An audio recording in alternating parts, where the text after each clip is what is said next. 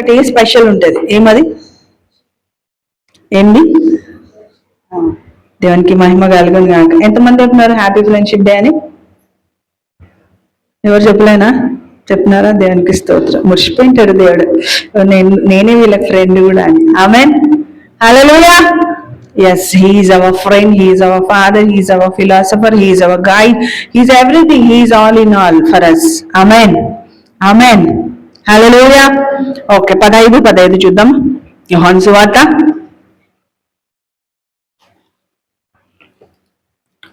యోహాను సువార్త 15.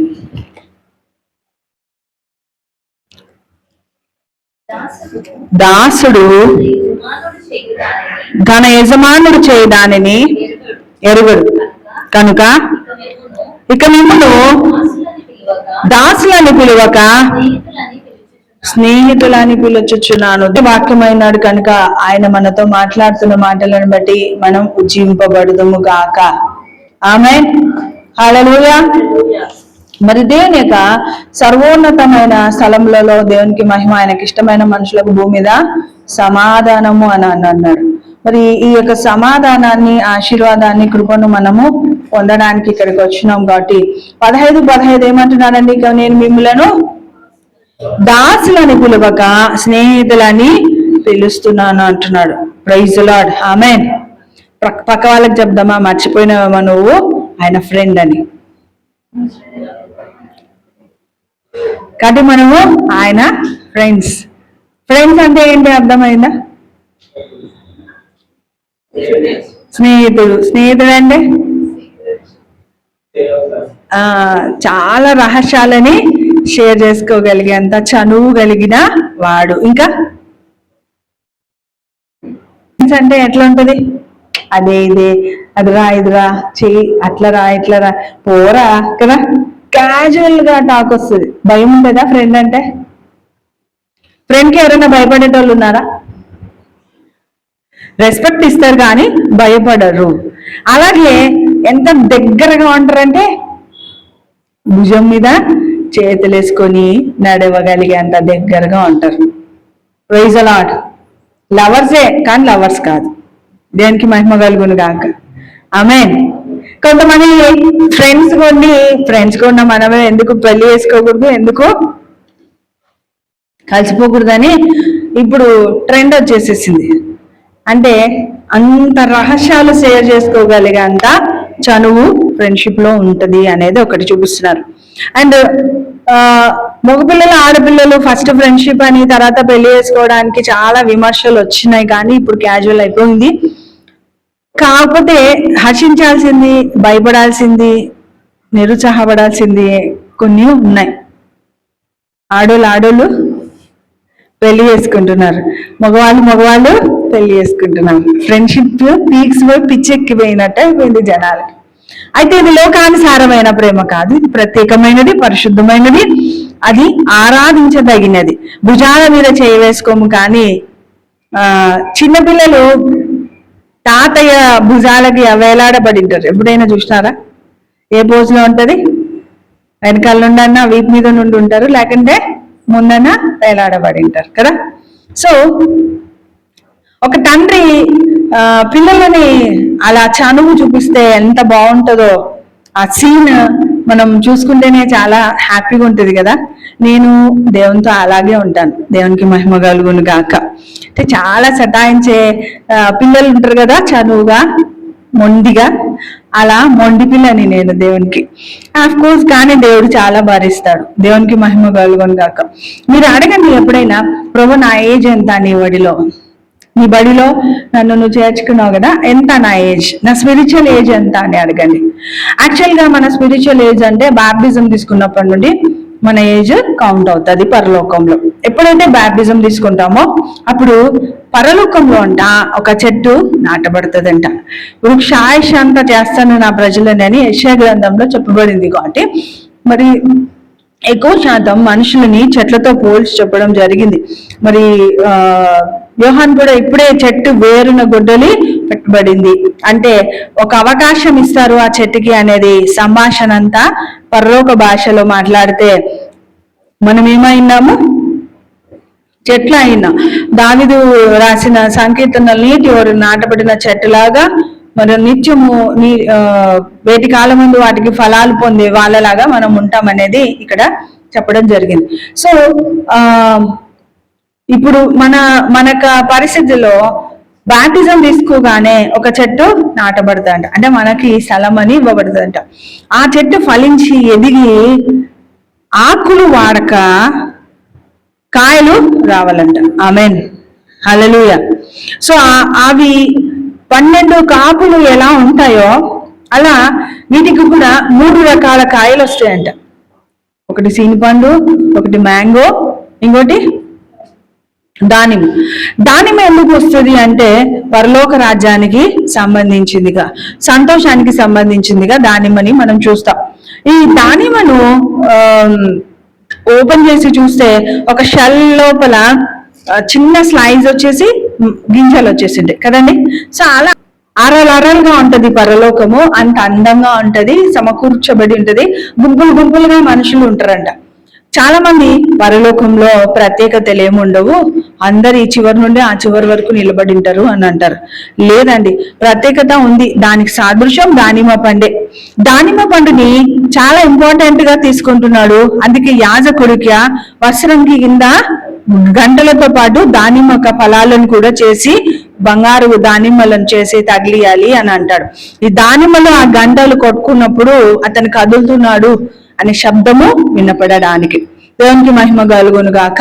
మరి ఇక నడిపింపులో మనం ఎలా ఉండాలి అంటే, ఇక స్నేహితుల గురించి చూస్తే చాలా ఫేమస్ స్నేహితులు ఎవరైనా ఉన్నారా అండి బైబిల్లో? ఫస్ట్ చెప్తేనే అదే చెప్తాం కదా. ఎందుకు దావీదు యోనాతాను వాళ్ళిద్దరు స్నేహం చాలా అద్భుతమైనది, ప్రాణ స్నేహితులు వాళ్ళిద్దరు అని అనుకున్నాం. ఎందుకు? క్వాలిటీస్ ఏమైనా ఉన్నాయా?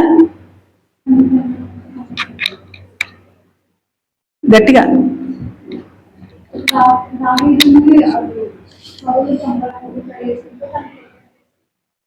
తాను ప్రొటెక్ట్ చేస్తున్నందుకు ఫ్రెండా, అంతేనా?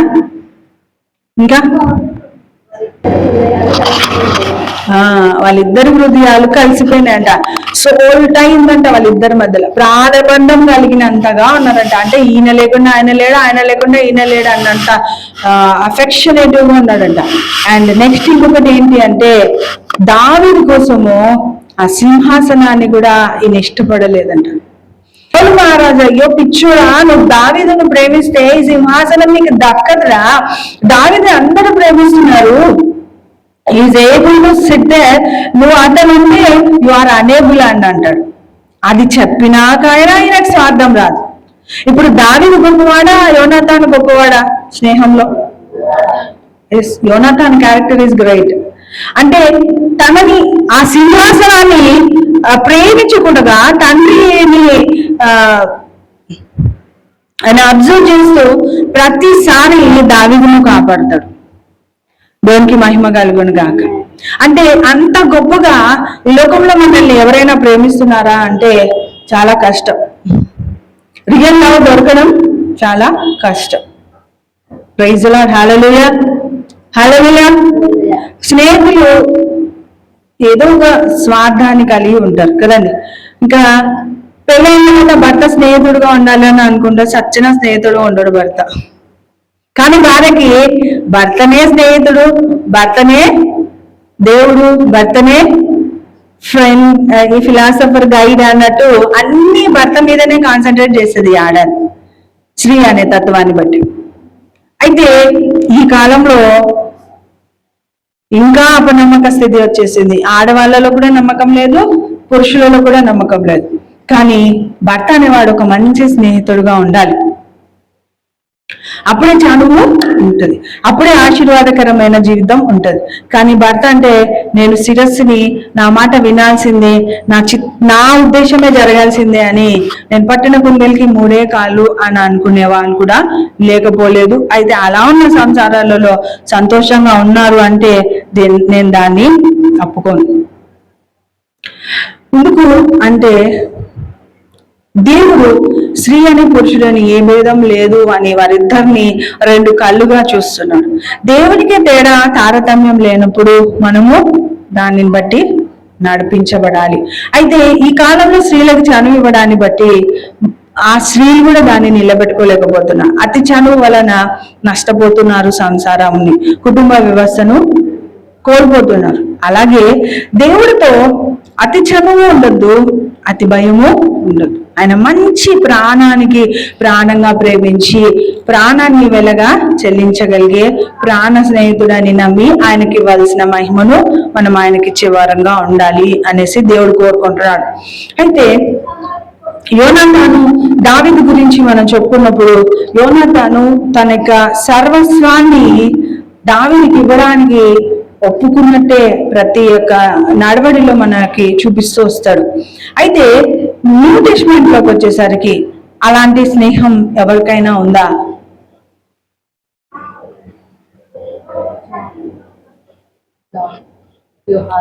యోహాను యేసయ్య, ఇంకా యోహాను యేసయ్య స్నేహాన్ని బట్టి వాళ్ళిద్దరు స్నేహితులు అన్నాం. Very good. ఇంకా పౌలు బర్తలోమై, బర్నబా, పౌలు శీల, ఇంకా యోహాను సువార్త 11వ అధ్యాయము. యేసు ప్రభు లాజర్ని గురించి చెప్తున్నాడు. ఏమంటున్నాడు 11వ వచనంలో? ఎందుకంటే దేవుడి యొక్క క్రియలు ఆరంభమైన సమయంలో మొట్టమొదట దేవుడి యొక్క యోహాను సువార్త అంతా ఏంటి అంటే దేవుడు ఈ లోకంలో ఏం చేయాలని వచ్చినాడు, అది చాలా ఇంపార్టెంట్. అదే చూపించడానికి వచ్చినాడు. మొట్టమొదట కాలి రాతి బాణలు, ఎన్ని బాణలు అండి? 6 మానవ సంఖ్యకు సంబంధించింది. 6 రాతి బాణలను తీసుకొని మరి ఆయన అందులో నీళ్ళని నింపండి, దాన్ని నేను ద్రాక్షరసంగా మారుస్తానన్నప్పుడు శిష్యులు ఆ పని చేసినప్పుడు ఆ యొక్క ద్రాక్షరసం మధురంగా మార్చబడింది. అంటే దైవత్వాన్ని కోల్పోయిన ఒక వ్యక్తి రాగి బాణగా సూచించబడడం జరిగింది. ఆ బాణను వాక్యం అనే నీళ్లతో నింపినప్పుడు ప్రభు యొక్క దర్శనాన్ని బట్టి, ప్రభు యొక్క స్వరాన్ని బట్టి వారి జీవితం మధురంగా మార్చబడి అనేకుల చేత దేవుడు మహిమపరచబడాలనేది దేవుడి యొక్క ఉద్దేశమైంది. ఆమేన్. హల్లెలూయా, హల్లెలూయా. సో అది మొదటిగా దేవుడి యొక్క అసైన్మెంట్. అంటే పరలోకంలోని భూమికి ఎందుకు వచ్చినాడు యేసయ్య అంటే మనల్ని మహిమ గల పాత్రలుగా మార్చడానికి, మనల్ని ఉపయోగకరమైన రుచితో కూడిన జీవితం జీవింప చేయడానికి. ఆమేన్. హల్లెలూయా, హల్లెలూయా. రెండవది వచ్చేసి లాజరుని లేపడం జరిగింది. అంటే దేవుడి చిత్తంలో మనిషి అపనమ్మకస్తుడైతే, కొంతమంది మొదటి కొరింథీయులకు రాసిన పత్రిక 6:17 ఒక మాట ఉంటుంది, మీ దేహములు దేవుడు అని ఎరగరా అని అంటాడు. సో అక్కడ దేహము దేవుని ఆలయం అని గుర్తించక ఈ ఆలయం ద్వారా అన్నెసెసరీ థింగ్స్ చేస్తుంటారు. ఫ్రెండ్షిప్ డే అంటే పబ్స్కి వెళ్తారు, తాగుతారు, తిరుగుతారు, ఎంజాయ్మెంట్ చేస్తారు, ఒకరికొకరికి బ్యాండ్స్ పెట్టుకుని ఒక నిర్దేశించబడిన స్థలానికి వెళ్ళి ఇష్టం వచ్చినట్లు గంతులు వేస్తారు అని అంటున్నారు. కానీ ఫ్రెండ్షిప్ అనేది కూడా చాలా పరిశుద్ధమైనది, అమర్యాదగా ప్రవర్తించని, ప్రేమతో కూడిన నడిపింపు కలిగినదిగా ఉండాలి అనేది మనం చూస్తాం. అబ్రహాము దేవుడి స్నేహితుడుగా పిలువబడినాడు కదండి. న్యూ టెస్ట్మెంట్ లోకి వచ్చేస్తే ఎవరు స్నేహితులుగా పిలువబడినారు? మళ్ళా లాజరు. ఎందుకంటే ఫ్రీక్వెంట్ గా మరి యూదయకి వెళ్తే వారి ఇంటికే వెళ్ళేవాడట. మాట వెంట పడి దేవుడు ఏసీ వచ్చినాడంటే నేను పరిగెత్తి వెళ్ళి, అయా నువ్వు ఇక్కడ ఉండింటే నా సహోదరుడు బ్రతికేవాడు అనే చనువు కదా ఆయనకుంది. సో మరి కూడా పరిగెత్తుకుని వచ్చి ప్రభా నువ్వు ఇక్కడ ఉండింటే అని చింతించగలిగే చనువు ఆ కుటుంబానికి ఉంది. అలాగే అక్కడ ఉన్న ప్రజలందరికీ ఈయన లాజర్ని లేపుతాడేమో అనేక బంధం వాళ్ళ మధ్యలో ఉంది. దేవునికి మహిమ కలుగును గాక. సో నీకు దేవునికి మధ్యలో అలాంటి బంధం ఉందా? నీకు ఏమన్నా అయితే వెంటనే స్పందించగలిగే బంధం దేవుడికి నీకు ఉందా? అది మనం పెంపార చేసుకోవడమే ఈ యొక్క ఆదివారం యొక్క ఉద్దేశం. ఇంకా ఆగస్టు మాసం అనేసరికి యాక్చువల్ గా ఇది యూదుల క్యాలెండర్ ప్రకారం 6వ నెలగా ఉండాలంట. కానీ గ్రెగేరియన్ క్యాలెండర్ అంటారు కదా ఇప్పుడు మనం వాడేదాన్ని, దీనిలో జనవరి ఫిబ్రవరి జాయిన్ చేసిన తర్వాత 8th month గా మార్చబడడం జరిగింది. ఇంతకు ముందు 28 days ఉండేవంట.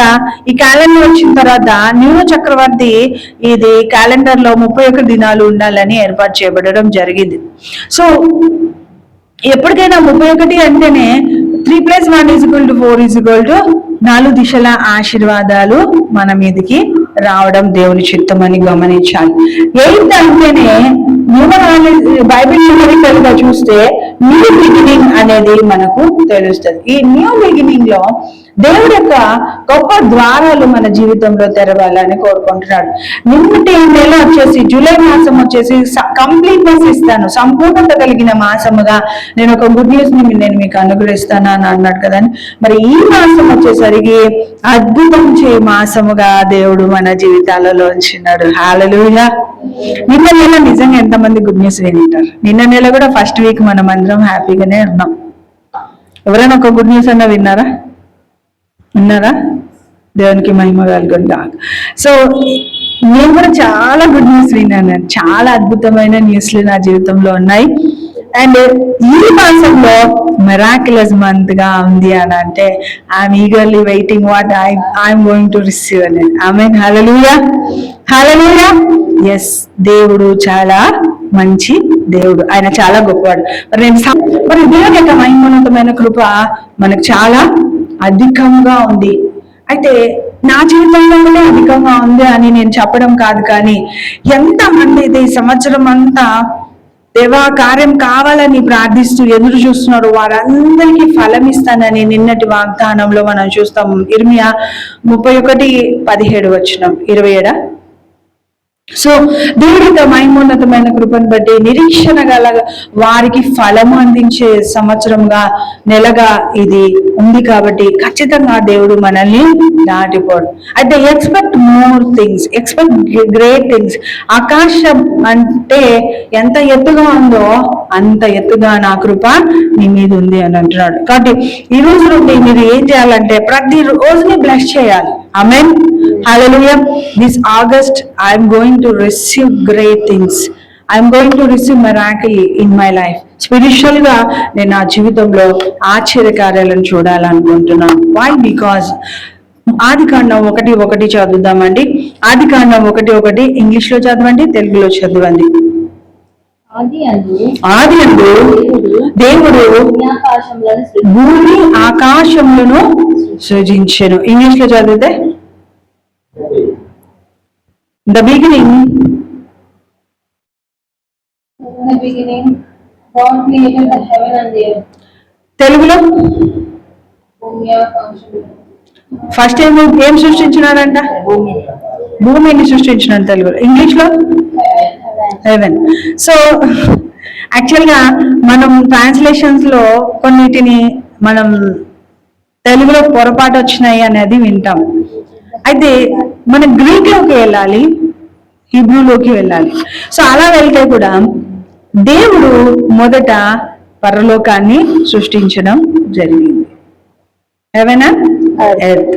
సో ఫస్ట్ ఆయన ఎక్కడున్నాడు? సృష్టించడానికి ముందు ఎక్కడున్నాడంటే గాఢాంధకారం కమ్మిన చీకటి జలముల మీద అల్లారుచున్న ఆత్మ దీపమై ఉన్నాడు. అంటే ఆయన మాత్రమే వెలుగై ఉన్నాడు.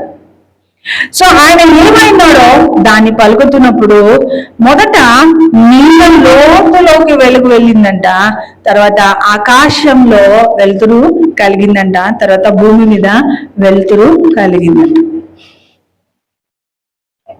ఎందుక నీళ్ళని మొదటగా చెప్తున్నావు అంటే 1:29 చదవండి. ఆదికాండం 1:29 వచనం. దేవుడు ఇదిగో భూమి మీద విత్తనములిచ్చు ప్రతి చెట్టును విత్తనములిచ్చు వృక్ష ఫలములు గల ప్రతి వృక్షమును నీకు ఇచ్చి ఉన్నాను, అవి మీకు ఆహారమగును. ఇక్కడ కొంచెం పైన 28 దేవుడు వారిని ఆశీర్వదించును. ఎట్లనగా మీరు ఫలించి అభివృద్ధి పొంది విస్తరించి భూమిని నిందించి దానిని లోపరుచుకోండి. సముద్రపు చేపలను ఆకాశ పక్షులను భూమి మీద మాకు ప్రతి జీవిని ఏలుడని దేవుడు వారితో చెప్పెను. దేవునికి మహిమ కలుగును గాక. మరి జలాన్ని ఫస్ట్ జలములను మీరు లోబర్చుకోండి అని అంటున్నాడు. తర్వాత ఆకాశ పక్షులను మీరు లోబర్చుకోండి అంటున్నాడు. తర్వాత భూమి. కాబట్టి మొట్టమొదట నీరు చేత నింపబడిన ఈ లోకంలో నుండి దేవుడు సృష్టిని సృష్టించాలనుకుంటే నువ్వు నేను ఆపగలుగుతామా? ఆపలేదు. అలాగే నీ జీవితంలోని దేవుడు ఈ నెలలో అద్భుతం చేయాలనుకుంటే ఆపగలుగుతామా? ఆపలేదు. వద్దులే ప్రభా ఇంకో సంవత్సరం ఆగుతా అంటావా నువ్వు కూడా? అక్క ఎదురు చూసినాక మళ్ళీ ఆ మాట ఎందుకు అంటావు అన్నట్టుంటది. అవునా కాదు? అంటే we are waiting for that miracle. అంటే మన జీవితాలలో మన పరిస్థితుల్లో దేవుడు ఏమైనా చేస్తాడా, ఎప్పుడు చేస్తాడా అని ఎదురు చూస్తూ దేవుణ్ణి ఆరాధిస్తుంటాం. కానీ మనం అద్భుతం కోసం దేవుణ్ణి ఆరాధించడం కాదు, కానీ మనం ఈరోజు సజీవికలో ఉన్న విధానాన్ని బట్టి దేవుని ఆరాధించాలి. మరి నీ దేహము దేవుని ఆలయము కాదా అని అంటున్న ఆయనకు నీక శరీరం చాలా అవసరమైంది. కాబట్టి వాక్యము చేత నింపబడుతూ వాక్యాన్ని నువ్వు అన్వయించుకుంటూ నడుస్తున్నప్పుడు ఆ యొక్క యోహాను సువార్త 15:14 చదివితే వచ్చేస్తే చదువు. నేను నీకు ఆజ్ఞాపించు వాటిని చేసిన ఎడలా మీరు నా స్నేహితులై ఉందురు. సో ఆయనకు నచ్చినట్టుగా మనం ఉండగలిగితే స్నేహితులుగా ఉంటారంట. ఆమేన్, హల్లెలూయా. సరే, మనం ఇలా అంటే మనం ఏం చేయాలంటే సమస్తాన్ని లోపరుచుకునే విధంగా ఉండాలి, కానీ సమస్తాన్ని దిగులు చెందుతూ ఏంటి దేవుడు అసలు మనల్ని పట్టించుకోవడమే లేదు, దేవుడు ఉన్నాడా లేదా అని విమర్శిస్తూ మన ఆత్మలను అమ్మి వేసుకోకూడదు. హల్లెలూయా. ఆత్మలను మాంత్రిక తాంత్రిక విద్య చేసే వారిని చచ్చిన వారితో సమానముగా పోల్చడం జరుగుతుంది. అంటే ఈరోజు మన జీవితంలో నెగిటివ్ గా మాట్లాడడం కూడా మన జీవితాలను మనము శాసించుకోవడమే.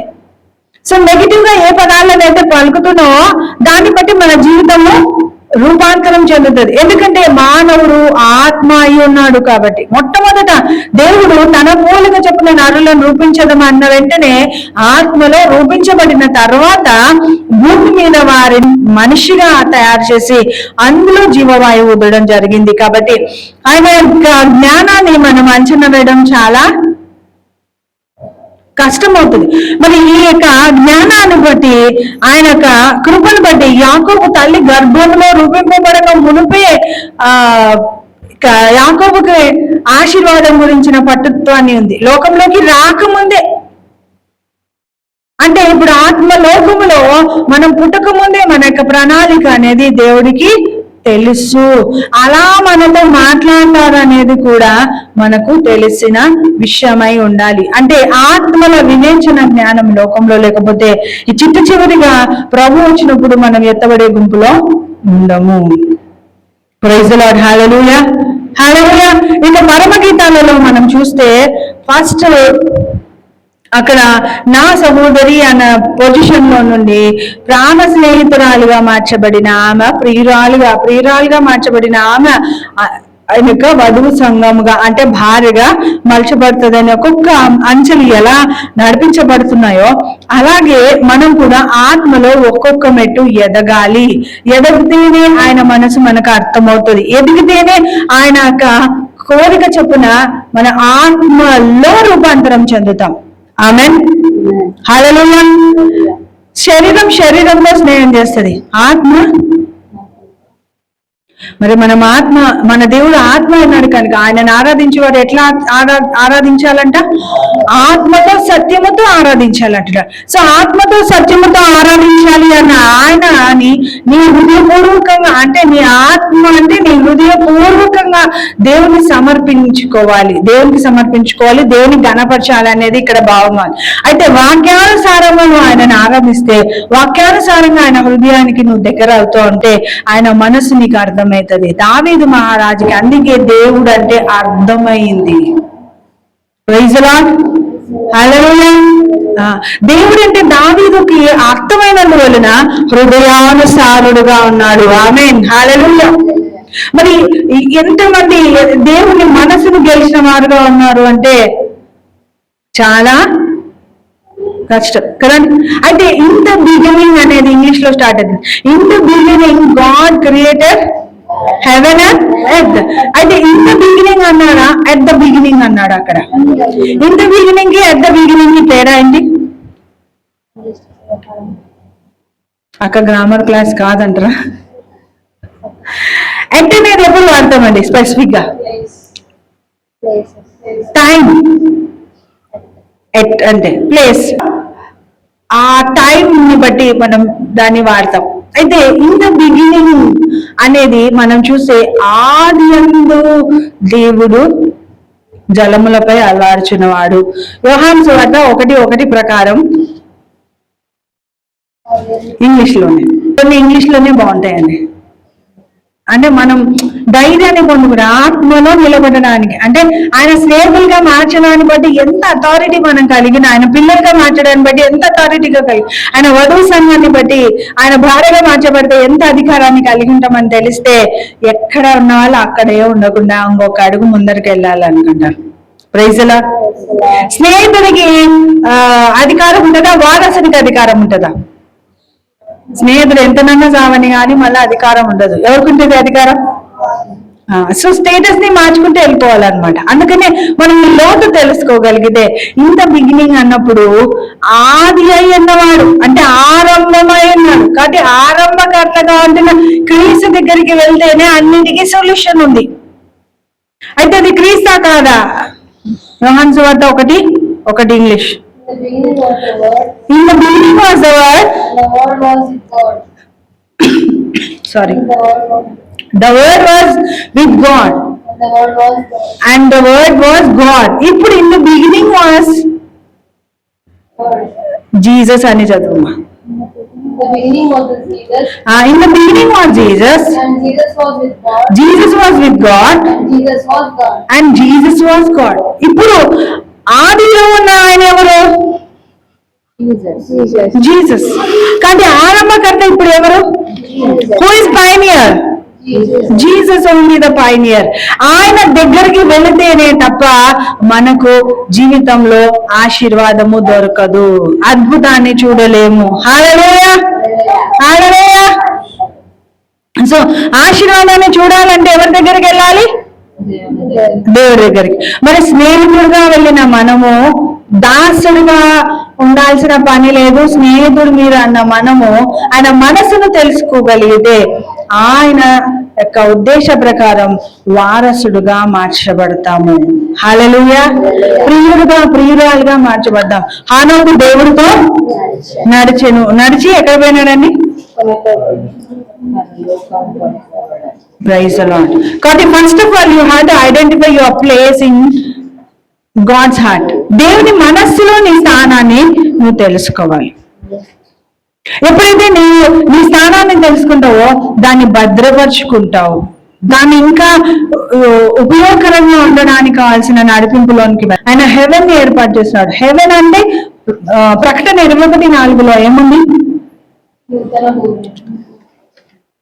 ప్రకటన 21:4 ప్రతి ఒక్కరి దుఃఖాన్ని ఆయన తొలగించడమే పరలోకంలో ఉద్దేశమైంది. మరి మొదట పరలోకాన్ని సృష్టించడం కూడా ఆయన ఉద్దేశం ఏంటి అంటే సంతోషానికి కర్తలుగా మీరు ఉండాలి అని. ఎప్పుడు దుఃఖపడుతూ ఉండడం దేవుని చిత్తం కాదు.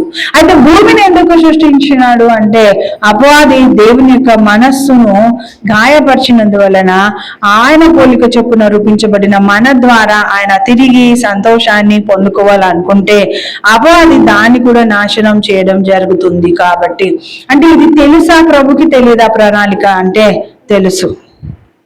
అపవాది యొక్క సంపూర్ణ నాశనం చేయబడడానికి కావలసిన ఒక నడిపింపు అనే ఇక్కడ మనం చెప్పాలి. ఎందుకంటే ఆయన నేనే అల్ఫా అండ్ ఒమేగా అన్నాడు. ఆది అయినను అంతమైంది. ఇంకా మళ్ళీ లాజర్ దగ్గరికి వస్తాం. ఇక లాజర్ దగ్గరికి వస్తే నా స్నేహితుడు ఆయన పడుకొని ఉన్నాడు, నిద్రిస్తున్నాడు, పోయి అతన్ని లేపుదాము అని అన్నాడు. చాలా మంది మరియలాగా చాలా స్పీడ్ గా దేవుని దగ్గరికి వస్తారు. న్యూ టెస్టిమెంట్ లోకి ఎలా రావాలంట దేవుని దగ్గరికి అంటే నడుచుకుంటే కాదు, దేవుడు వచ్చినాడా సరేలే అని మరియ ఇంట్లోనే కూర్చొని చిన్నగా వేసి వచ్చేసింది. కానీ మార్త ఎట్లా వచ్చింది? పరలోక రహస్యాలు తెలుసుకోవాలంటే ఎట్లా రావాలా? పరిగెత్తుకుంటూ రావాలి. పరిగెత్తుకుంటూ వచ్చిన ఆమెతో విశ్వాసము, నిరీక్షణ, ప్రేమ ఉందా అండి? మార్తలో ఉన్నాయా? విశ్వాసము, ప్రేమ, నిరీక్షణ. విశ్వాసము, ప్రేమ, నిరీక్షణ. యోహాను సువార్త 11వ అధ్యాయంలోకి వెళ్తే మరియకు ప్రభువా నీవు ఇక్కడ ఉండిన ఎడల నా సహోదరుడు చావకుండును. ఇప్పుడైనను నీవు దేవుని ఏమడిగినను దేవుడు నీకు అనుగ్రహించినని ఎరుగుదునెను. యేసు నీ సహోదరుడు మరలా లేచినని ఆమెతో చెప్పగా మాట ఆయనతో అంత్యదినమున పునరుద్ధానమందు లేచునని ఎరుగుదునా నేను. దేవునికి స్తోత్రం కలుగును గాక. ఈ మాటలలో మీకు ఏమర్థమైంది? మాట పరిగెత్తుకొని వచ్చి ఇక్కడంటే నా తమ్ముడు, మా సహోదరుడు బతికివాడు, చావకుండా ఉండేవాడు అని అన్నది. తర్వాత కంటిన్యూషన్ ఏమనింది?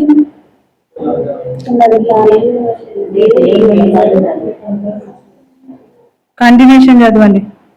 ఇప్పుడైనను నీవు దేవుని ఏమడిగినను. ఎవరన్నారు ఈ మాట? అదే పొరపాటు అక్కడ. నీవు ఇక్కడ ఉంది నేడలా నా సహోదరుడు చావకుండును. ఇప్పుడైనను నీవు దేవుని ఏమడిగినను దేవుడు నీకు అనుగ్రహించినని ఎరుగుదునెను. ఎవరన్నారు? మార్తనేనా? తర్వాత యేసు నీ సహోదరుడు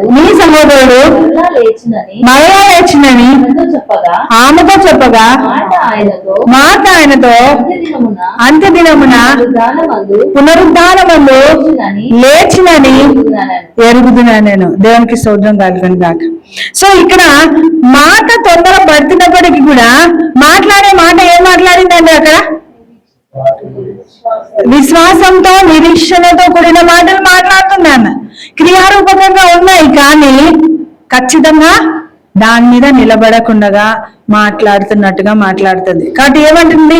ఇప్పుడైనా నువ్వు దేవుని అడిగితే, ఇప్పుడైనా నీవు దేవుని అడిగితే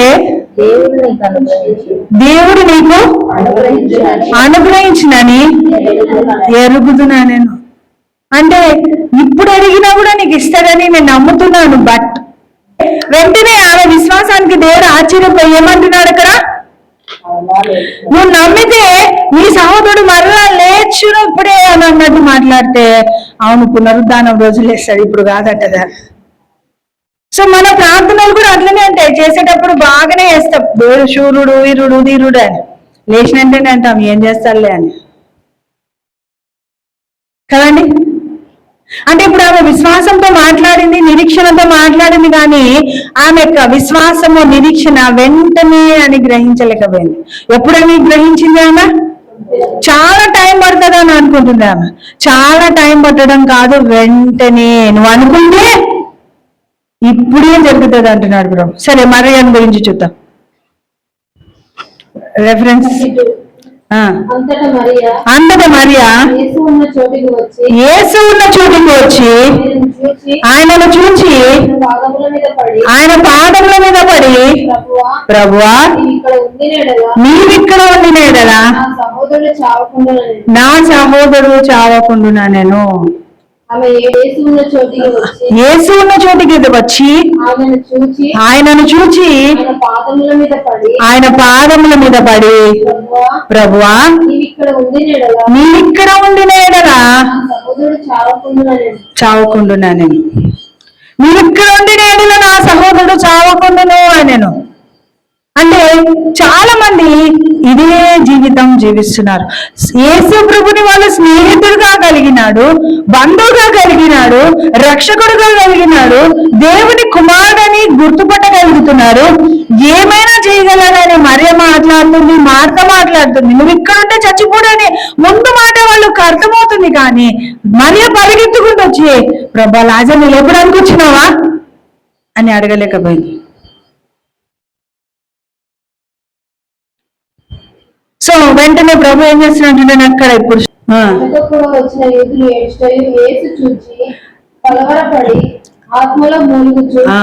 ఆమె అడిగిన క్వశ్చన్ కి ఆయన ఏడ్చుచు మూలుగొచ్చు కలవరపడినాడంట. ఆమెతో ఉన్న వాళ్ళు నువ్వు అద్భుతం చేసావని గమనించలేదు, మరియా గమనించలేదు. కాబట్టి మరియా ఉత్తమమైనది ఎన్నుకున్న మరియా అక్కడ మాట్లాడుతున్న మాట ఎట్లా మాట్లాడుతుంది, ఏమని మాట్లాడుతుంది? నువ్వు ఉన్నింటే బాగుండింది కానీ ఇప్పుడుకి చచ్చిపోయినాడు. అయితే వెంటనే పరిగెత్తుకుంటూ వచ్చిన మరియా, అయ్యా లాజర్ని లేపడానికి వచ్చినావా అని అడగలేకపోయింది. అంటే అంత ఫెయిత్ ఆమెకు లేదు.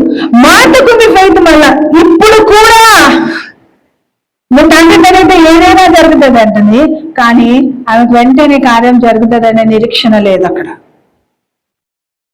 ఏం లేదు, నిరీక్షణ లేదు. దేవుని ప్రేమిస్తుంది, అందుకే ఇంటికి పిలుచుకుంది, కానీ సంపూర్ణంగా విధేయత చూపించడం లేదు. అయితే ఎందుకు లాజర్ని లేపుతున్నాడు? కొంచెం కిందికి పోదాం. యేసు కన్నీళ్లు విడుచుట చూచి కాబట్టి యూదులు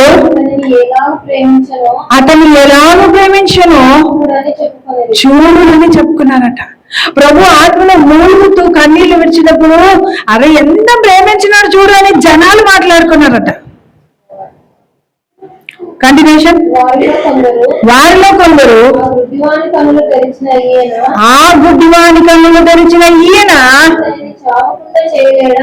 ఇతన్ని చావకుండా చేయలేడా?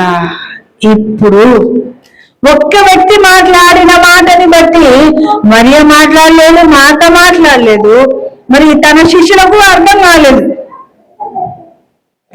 నిద్రించిన జనరల్ గా ఫిజికల్ గా నిద్రపోతున్న వ్యక్తి గురించి ప్రభు మాట్లాడినాడు అనుకొని, నిద్రపోతున్న వ్యక్తి అయితే నేను పోతే స్వస్థత అవుతుందిలే అని అంటున్నాడు, కానీ ఆల్రెడీ చనిపోయినాడు ఆయన అని ప్రభు వాళ్ళతో చెప్తున్నప్పుడు వీళ్ళకి అర్థం కాలేదంట.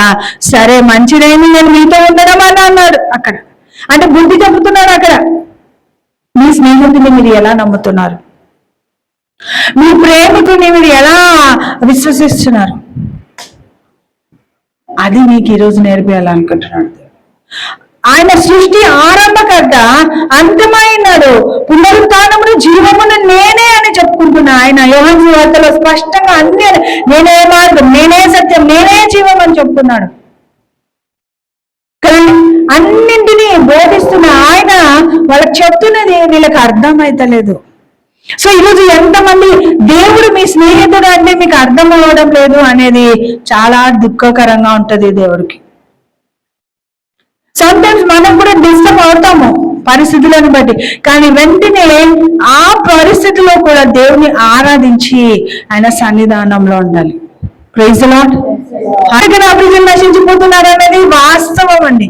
దేవుడు మన జీవితంలో మాట ఇచ్చేటప్పుడుకు నరుడు కాదు, పశ్చాత్తాపడుకు నరపుత్రుడు కాదు. అయితే మన బలహీనతలన్నీ చూడడానికి యేసు ప్రభు దగ్గర కూడా వచ్చి మాట అనింది, నీవు ఇక్కడ ఉండి ఉండింటి అని అనింది, కానీ మరి అనేది నీవు ఇక్కడ ఉండింటే అనింది. కానీ ఇప్పుడు వచ్చినావంటే నువ్వు దేవుని కుమారుడు కాబట్టి ఏమైనా చేయగలుగుతావు అని అనగలిగింది, కానీ ఇప్పుడే లేపుతావేమో రా తీసుకోబోతా అనలేదా మాత. సో మీ జీవితాలలో కూడా ఆశీర్వాదాలు పొందుకోకపోవడానికి ఏంటి అనేది ఒకసారి మిమ్మల్ని మీరు పరిశీలించకండి. కన్ఫ్యూజ్ అవుతున్నారా? ఏమన్నా అర్థమవుతుందా? ఎంతమందికి అర్థమైందండి? మాట పోయింది, మర్యాదలో పోయింది విశ్వాసం. ఇద్దరు పర్ఫెక్ట్ గా లేరు. కానీ ఎవరో ఈ కుటుంబాన్ని ఎంత ప్రేమిస్తున్న క్రీస్తు ఆ గుడ్డివాని కన్నులు తెరిచినట్టుగా లాజర్ని లేపుతాడేమో. ఆమేన్. ఆ పక్కన ఉన్న వ్యక్తి కోసం అన్నా ప్రభువు కార్యం జరిగించినాడు. హల్లెలూయా, హల్లెలూయా. అండ్ ఫైనల్ గా ఆ గుడ్డివాని కన్నులు తెరిచిన ఈయన ఇతను చావకుండా చేయలేడా అంటే చేయగలడు అని వాళ్ళ భావం. యేసు తనలో మూలుగుతూ సమాధి వద్దకు వచ్చెను. అది ఒక గుహ, దాని మీద ఒక రాయి పెట్టి ఉన్నాడు. ఇప్పుడు ఫైనల్ గా ఒక మాట చెప్తానండి. యేసు ప్రభువు లాజరుకి స్నేహితుడు వల్లనే ఇప్పుడు లాజరు ప్రార్థన చేసే స్థితిలో లేడు. మరియ కూడా ప్రార్థన చేసే స్థితిలో లేదు. మాత కూడా కరెక్ట్ ప్రార్థన చేసే స్థితిలో లేదు. కానీ ఎవరు ప్రార్థన చేసినాడు? లాజర్ ఫ్రెండ్ అయినందుకు యేసు ప్రభు ప్రార్థన చేసినాడు. Praise Lord. అంటే ఇప్పుడు నువ్వు ప్రార్థన చేయలేని, మూలగలేని సమయంలో నీ కొరకు ఆయన ప్రార్థన చేస్తాడు. యోహాను సువార్త 17 అధ్యాయంలో అంతా ఆయన ప్రార్థనని మనం చూడగలుగుతాం. Okay, continuation. రాయి ఉందంట, రాయి పెట్టి ఉండను. యేసు రాయి తీయడని చెప్పగా చనిపోయిన వాడి సహోదరి అయిన మాట, ప్రభువా అతను చనిపోయి 4 దినములైనది కనుక ఇప్పటికి వాసన కొట్టునని ఆయనతో చెప్పున్నాను. అంటే మాటకి ఇంకా ఏం లేదు, విశ్వాసం లేదు. పునరుత్థానంలో లేస్తాడు నా దేవుడు అని, నా ప్రభు అని నమ్మింది. కానీ రాయి తొలగించింది అన్నప్పుడు కూడా ఆమెకి జ్ఞానం రాలేదు, వివేచించలేకపోతుంది. నా ప్రభు ఇప్పుడు లాజరుని లేపుతాడేమో అని ముందరికి వచ్చి, అవునా ప్రభు రాయి తొలగించాలా అని అనలేకపోతుంది. నువ్వు పోయి చూడాలనుకుంటున్నామో లాస్ట్ చూపు అని అన్నట్టు మాట్లాడుతుందాము. అట్లా మాట్లాడినందుకే కదండి ఇజ్రాయెల్ అరణ్యంలో కూలిపోయింది. న్యూ టెస్ట్మెంట్ లో ఎంత కృప ఉంది కదా, అందుకే వాళ్ళందరూ బ్రతకగలిగినారు. ఆమేన్, హల్లెలూయా.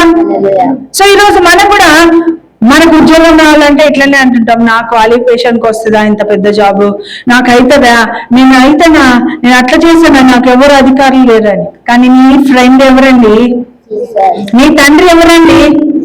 నీ యొక్క స్నేహితుడు, నీ యొక్క తండ్రి సృష్టిని సృష్టించగలిగిన ఆది అయినాడు, పునరుత్థానం అయినాడు. అంటే చచ్చిన దాని దగ్గర లేపడానికి వచ్చిన పునరుత్థానమై ఉన్నాడు.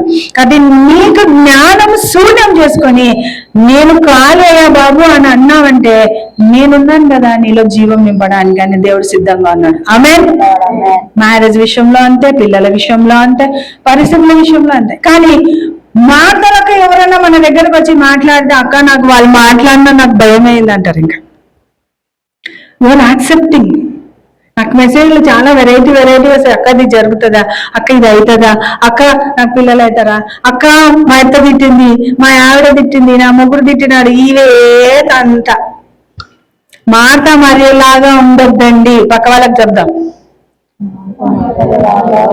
నోరు మూసుకొని చచ్చిన లాజర్ల కన్నా పడిందండి సాలని. లేదంటే అన్నిలు ఉన్నారు కదా, అన్నిలు బలపరిచినట్టు క్రీస్తుని బలపరుస్తామనండి. అన్యులు క్రీస్తుని బలపరిచినట్టు వల్ల నా ఆత్మలో మొలిగినారంట. అలా నేను ప్రేమిస్తున్న వీళ్ళకి అర్థం కాలేదు, నేను వీళ్ళని ప్రేమించేదాన్ని చూసిన ఈ ప్రజలు నమ్ముతున్నారు దేవా అని ఆత్మలో మూలిగి వెంటనే రాయి తీయండి అంటే మళ్ళా బాధ అర్థం వచ్చేసింది. అయ్యో 4 రోజులు అయింది ప్రభా, నీకు వాసన పడుతుంది వద్దు అని అంటున్నాను. అతి నీతకం అనమాట. దేవునికి మహిమ కలుగును గాక. సరే, ఇప్పుడు ఫైనల్ ఏమంటారు? సర్లేమ్మా కూర్చుందాం మాట అని అన్నాడా, మరియా అన్నాడా? నమ్మిన ఎడల దేవుని మహిమ చూడు అని నేను నీతో చెప్పలేదా అని ఆమెతో అనండి. దేవుని యొక్క మహిమ ఇప్పుడు చూస్తామని చెప్తుంటే నువ్వు నమ్మవా? నెక్స్ట్, అంతటా వారు ఆ రాయి తీసివేసిరి. యేసయ్య మాతని తిట్టిన తర్వాత చేయవలసిన పని ఏం చేసినారు? అక్కడ ఆ రాయిని వారు తొలగించినారు. ఎవరు తొలగించినారు? ఇప్పుడు మళ్ళీ ఎవరు నమ్మినారండి? జనులే నమ్మినారు. దేవునికి మహిమ కలుగును గాక. సో నీ జీవితంలో ఫేవర్ రిలీజ్ చేసినప్పుడు డెస్టినీ హెల్పర్స్ అంటారు వాళ్ళు. లాజరు బతకాలంటే రాయి తొలగించాలి. రాయి తొలగించాలంటే మార్తనో మరియనో జరపాలి లెక్కటి. రా ప్రభు వచ్చినావా అని. ప్రభు జరపడు. ఎవరు జరపాలి? నీళ్ళలో రాగి బాణలో, కాలి రాగి బాణలో ప్రభు నీళ్ళు పోయాడు. ఎవరు పోయాలి? డెస్టినీ హెల్పర్స్ కదండి. ఆత్మీయ గమ్యాన్ని చేర్చడానికి కావాల్సిన యోధులు మనకు సహాయం చేయాలి. దేవదూతలు అవ్వచ్చు, మనుషులు అవ్వచ్చు, సేవకులు అవ్వచ్చు, ప్రియులు అవ్వచ్చు, బంధువులు అవ్వచ్చు, ఎవరైనా అవచ్చు. కానీ లాజర్ని లేపడానికి ఎవరైనారండి? అక్కడున్న ప్రజలు వచ్చి ఆ రాయిని తీసేసినారంట. అంటే దేవుడు అద్భుతం చేయడానికి నీ జీవితంలో ఏముందో అడ్డు నువ్వు తీసేసుకోవడానికి సిద్ధపడదాం. ఈ మాట మరియలు చూసి నేర్చుకున్నాం కదండి. ప్రభుతో స్నేహం కలిగిన కుటుంబం, స్నేహితులనే పిలవాలి. ఆ కాలంలో లాజర్ని స్నేహితుడు అని పిలిచినాడు అంటే వీళ్ళు కూడా స్నేహితులేగా కదా, అవునా? సరే, మరి అలా పురుషుల గురించి రాయడం జరిగింది కాబట్టి స్త్రీల గురించి తక్కువ రాయడం జరిగింది కాబట్టి వీళ్ళు కూడా స్నేహితులు అనలేదు. కానీ స్నేహితులని మనం చూద్దాం మన కోణంలో.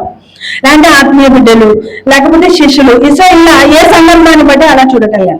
సో ఈరోజు వాళ్ళ స్నేహితుని, వాళ్ళ ప్రియుని, వాళ్ళ ప్రభుని, వాళ్ళ యాజకుని ఇంటికి వచ్చి బోధిస్తున్నప్పుడు కూర్చొని వంట చేసి పెట్టినారు కానీ ఇప్పుడు నమ్మడం లేదు.